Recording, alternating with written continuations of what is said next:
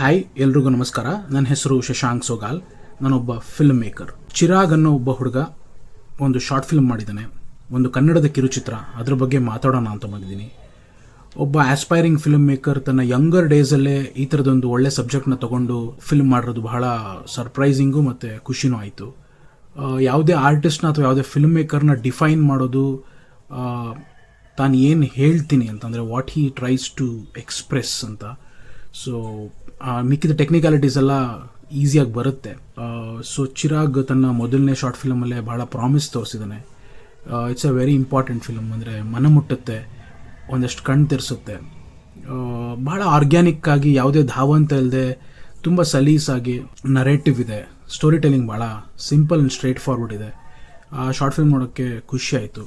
ಎಲ್ಲರೂ ನೋಡಬೇಕಾದಂಥ very important short film. ಆ short film ಹೆಸರು ಆಶಾ. PRK YouTube ಚಾನಲಲ್ಲಿದೆ. ಇಂಥ ಒಂದು ಶಾರ್ಟ್ ಫಿಲ್ಮ್ನ ಅಶ್ವಿನಿ ಮೇಡಮ್ ಅವರು ತಮ್ಮ PRK ಆಡಿಯೋ ಮೂಲಕ ಪ್ರಸ್ತುತಪಡಿಸ್ತಾ ಇರೋದು ಭಾಳ ಖುಷಿ ಆಯಿತು. ಎಲ್ಲರೂ ದಯವಿಟ್ಟು ನೋಡಿ ಆಶಾ PRK ಆಡಿಯೋದಲ್ಲಿ. Thank you.